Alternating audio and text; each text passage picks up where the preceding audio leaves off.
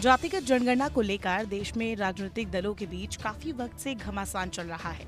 BJP जहां इसके खिलाफ है तो वे विपक्ष चाहता है कि जातिगत जनगणना करवाई जाए। इस बीच कई राजनीतिक जानकार ये मान रहे हैं कि आने वाले दिनों में ये मुद्दा बीजेपी ने एनडीए गठबंधन के लिए परेशानी खड़ी कर सकता है। इसका सबूत है कि ओबीसी कल्याण पर संसदीय समिति की हाल ही में हुई बैठक में इंडिया गठबंधन के दलों और एनडीए सहयोगियों ने जातिगत जनगणना को लेकर अपनी मांगों को मजबूती से उठा दिया है। इसमें नीतीश कुमार की जेडीयू और चिराग पासवान की एलजेपी रामविलास पासवान भी शामिल है। सूत्रों के मुताबिक इस बैठक में जेडीयू ने विशेष रूप से जातिगत जनगणना कराने की मांग की और ओबीसी के लिए क्रीमी लेयर की सीमा को मौजूदा सीमा से बढ़ाकर 20 लाख रुपए करने का प्रस्ताव रखा। जेडीयू का कहना है कि वर्तमान में क्रीमी लेयर की सीमा ओबीसी वर्ग के लिए काफी नहीं है और इसे बढ़ाने की आवश्यकता है ताकि ज्यादा से ज्यादा लोग इसका लाभ उठा सके। इंडिया गठबंधन के दलों ने भी जातिगत जनगणना की आवश्यकता पर जोर दिया। उन्होंने समिति के अध्यक्ष से अनुरोध किया है कि वे गृह मंत्रालय को एक सिफारिशी पत्र भेजें जिसमें देश में जातिगत जनगणना कराने की मांग की जाए। बैठक में ओबीसी के लिए खाली पदों को भरने और आरक्षण लागू करने की भी मांग की गई।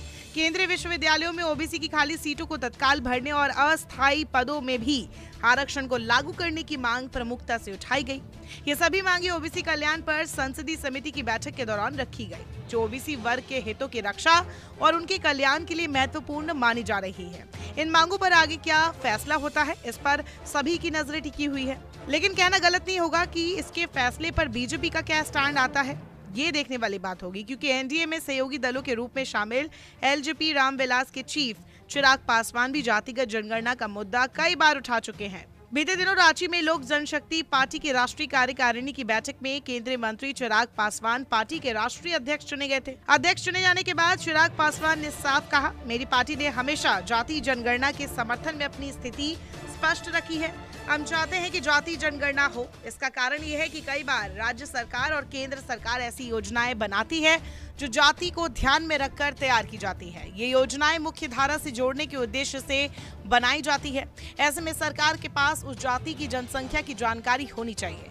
कम से कम ये जानकारी होनी चाहिए ताकि उस जाति को मुख्य धारा से जोड़ने या संबंधित योजना के तहत धन का वितरण उचित मात्रा में किया जा सके। इस संबंध में ये आंकड़े कम से कम सरकार के पास होने चाहिए। कई जानकार मानते हैं कि एलजेपीआर के अध्यक्ष और केंद्रीय मंत्री चिराग पासवान के हाव भाव अब बदल गए हैं। वो लगातार नरेंद्र मोदी सरकार के फैसलों पर असहमति जता रहे हैं। लैटरल एंट्री का विरोध किया, जाति जनगणना को जरूरी बताया और SC/ST आरक्षण पर सुप्रीम कोर्ट के फैसले के विरोध में विपक्ष का साथ चिराग ने दिया। वक्फ बोर्ड संशोधन बिल पर भी उनका स्टैंड विपक्ष जैसा ही रहा।